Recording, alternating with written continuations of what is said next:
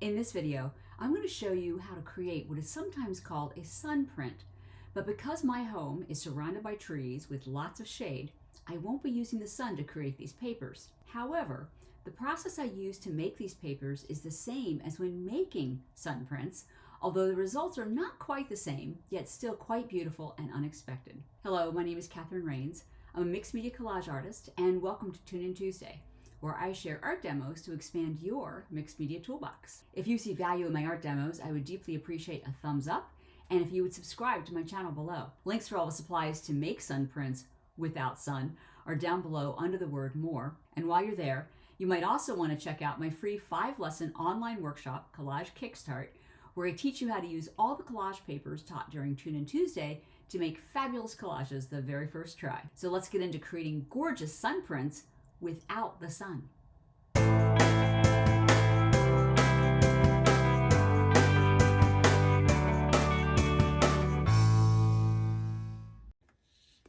I'm going to be using 2 different types of papers and 4 different types of paints for these papers, and the type of paint is different for each type of paper. So first there's watercolor paper. This could also be Bristol paper, Stonehenge paper. It's something that's rather thick, like maybe 100 pound, 140 pound. We will be putting quite a bit of moisture on the paper, so it needs to be something substantial to hold up. So the 2 types of paint you can use for this are watercolor paint. This is actually watercolors in my palette, which is nice. It's phthalo blue-green shade, Hansa yellow light, plus some black and white. The shimmer spray also works really well on the watercolor paper. What doesn't work well on this paper is acrylic ink, because acrylic ink, or acrylics in general, basically act like a glue. So if I place something plastic on top of this, which I'm going to place a stencil on top of my watercolor paper and put acrylic ink on top of the stencil, it'll actually glue the stencil to the paper. We don't want that, which is why watercolor paint and the shimmer spray is perfect. Now, the other kind of paper is Yupo paper. You can get this in a translucent version or an opaque version. Either one works. And for this, because this is already plastic in nature, I believe it's made of some kind of plastic, acrylic paint is perfect for this. I'm also going to experiment with some alcohol inks and see what they do. You also want to pull out some favorite stencils. And believe it or not, dirty stencils can actually even work better than clean stencils. I also have my glue gun stencil from a previous demo, so we'll work with both of these and see what happens. I'm going to start my wild experiments by using a piece of watercolor paper. This is 140 pound, and I'm putting it on top of a piece of MDF board. This is just a huge piece of board that I get cut at the hardware store into, this is about probably a 9 by 12 piece. And I use this just to place my papers on so that when I'm done with this one and I want it to dry, I can just take it off my table and put another board down, so I don't have to wait until a particular paper dries till I start another paper. I'm going to be doing my first sun print with watercolors as opposed to acrylic paints. Again, if I put acrylic paint on this paper, then put, let's say, a stencil on top or a leaf on top, the acrylic paint is essentially a glue, and it will glue any items to my paper, which I don't want. However, watercolors, that does not happen with. Because I've never done this before, you are actually doing this with me for the first time, I am going to put a piece of deli paper. This could be wax paper, parchment paper, but something that will keep the watercolor paper from attaching itself to the board. Now, it probably won't, but this is just my kind of insurance policy that I'll be able to easily lift the parchment paper, or in this case, my deli paper, off this board. Now, by the way, I could not have this board and just do it right on this paper. This board just keeps everything very flat. So because watercolor paper or Bristol paper, Stonehenge paper, they're all very similar in terms of being a heavyweight paper, if I add watercolors to this, there's a chance it might curl, and I don't want it to do that. So what I'm going to do is I'm going to wet down my paper with a mister. I'm actually going to wet it down on both sides, and this actually relaxes the paper. So it'll help it to lay flat when I put something else on top of it. So I'm just going to spread this out. Have a good moisture here, and that will actually also help my watercolors spread a bit.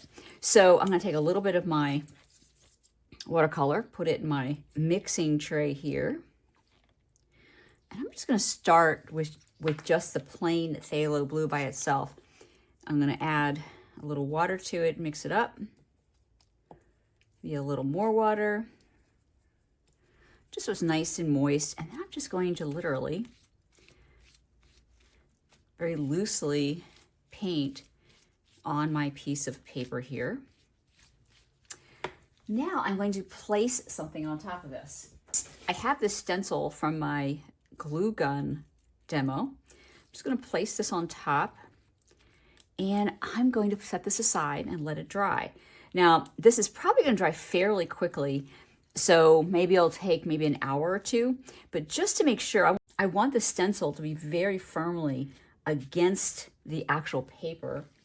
So I think I'm going to just put a couple little jars on top of it. I'll let this dry, and I'll show you what happens when I pull this off and it's all dry. So this one is now dry, and I pulled this off, and part of this worked gorgeously, just like I wanted. This, not so much. And I'm thinking it might be because I'm using watercolor paper. Just for experimentation's sake, I am going to try this same method without a piece of deli paper or wax paper underneath. This is actually a piece of Bristol paper, also about 100 and somewhere around the 100, 140 pound weight. Again, just add water to both sides so that it lays flat. And I've already got some blue here. I think I'm gonna just change the color up a teeny bit by adding a tiny bit of the yellow. Okay, I've got a nice teal going here. Kind of want it a darker color, so I'm gonna just put a second layer of the paint on top of the first layer, which means it's gonna take a little bit longer to dry. And this time I'm gonna put a stencil on top. This is adhering really well to this. I don't need to weight anything down. Again, I'll just put this aside, and once it dries, we'll do the reveal together. All dry. Let's see what happened. Oh, wow. Who says you need to clean your stencils? This dirty stencil actually helped to create this fabulous texture. And this piece showed me that I don't need deli paper underneath the watercolor paper. I've got some watercolor paper. Again, wet it down. And you can see the paper relaxing. First it starts curling up, and then it relaxes as I put water on it. Now my hands have some color on it, so it's actually coloring the board a tiny bit. Okay, paper's nice and flat. I'm going to try this Delusion Shimmer Spray. This is not an acrylic paint, so theoretically this should work. So add the color. Whew, that is just such a pretty color, isn't it? I think this time I will add a little more, just the corner there. Make sure it's nicely covered. I like the paper just the way it is. But I'll lay this stencil right on top. Now the stencil, I think, probably need to weight this one down, or maybe I can just press it down. I just wanted to, yeah, some parts of it are kind of curling up. I'm going to, in between the stencil parts, just going to weight it down a little bit. Some of it's flat and some of it is not. Now all dry. You know, some papers are kind of underwhelming, but when you look closely, this is a gorgeous, quiet paper. This would be perfect as one of the layers next to a real busy paper. Love this. Okay, I want to try this on a piece of book page. And again, I'm going to use my watercolors. And since I want to try all different kind of colors, I'm going to add some white. Now this time I'm not going to relax the paper. I don't think I need to. I think it's going to stay flat already. Now it is curling up a little, but I think when I put something on top of it, it will flatten out. I have another glue gun stencil here. This is pretty heavy, so that's flattening the paper out quite well. And we'll let this one dry. Now this one, I can already see, I don't think it's working the way I want it to. I'm not sure if it's going to work at all. I think what I'm going to do is dab in this watercolor. So re-wet the paper. You know, you don't know what's going to work and what's not going to work until you follow that little voice in your head that says, suppose I try this. Okay, we'll let this dry again. All dry, and these are so unpredictable. So fabulous, fabulous texture here, and something totally different over here. But this time I think I'm going to use a different color in my shimmer spray. Love this stuff.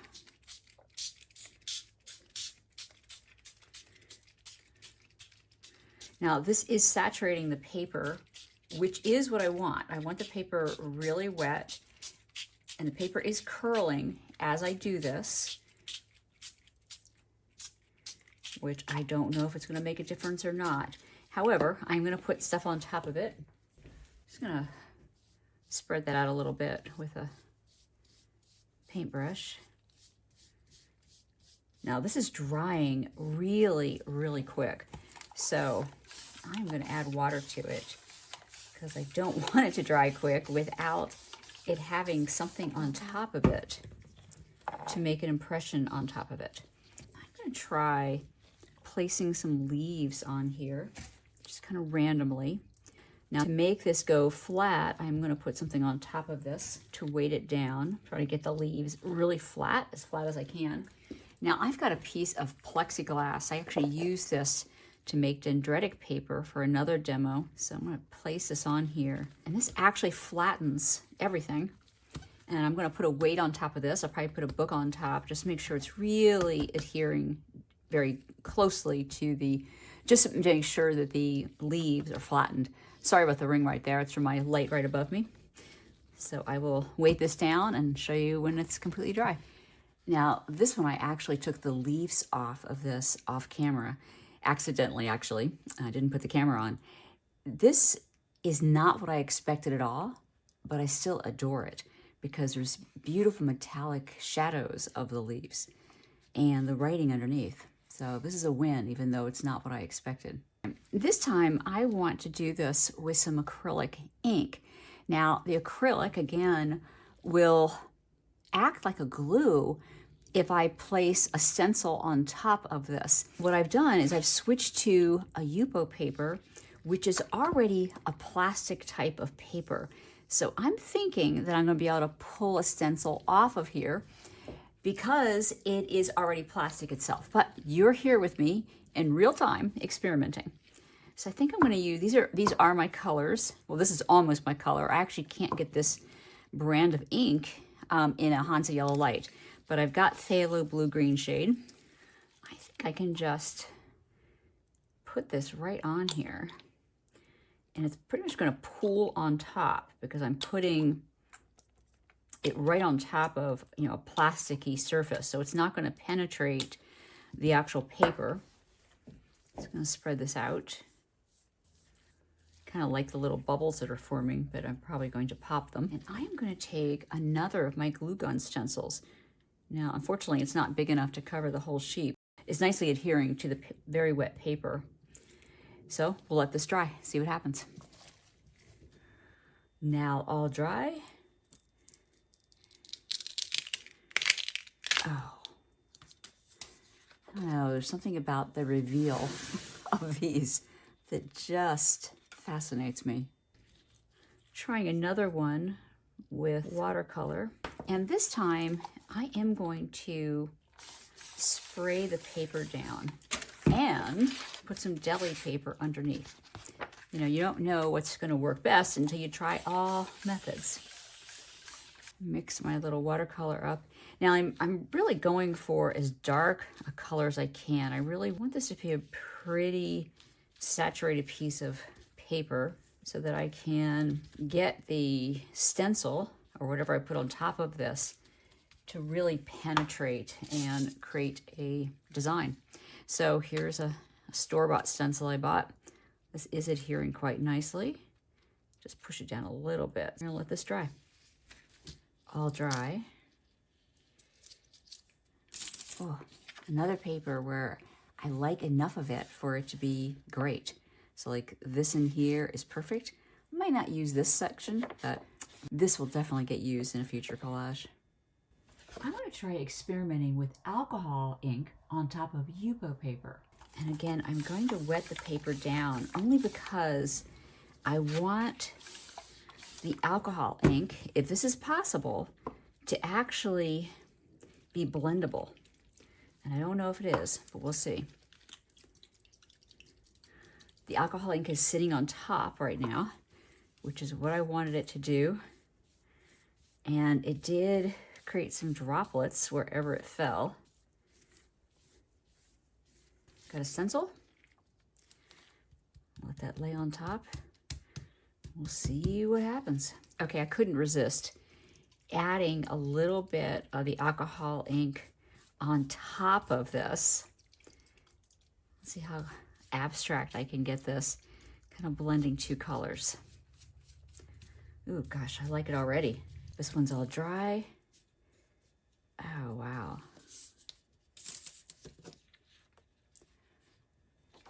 So I've got a piece of just book paper. It's an old piece of paper. So I'm going to wet the paper down first. And I've got my two colors. Add a layer to two colors. Gotta go pretty quick because this has to be wet when I put the stencil on top. So I'm gonna put my stencil on, and I'm gonna put some weights on, all dry.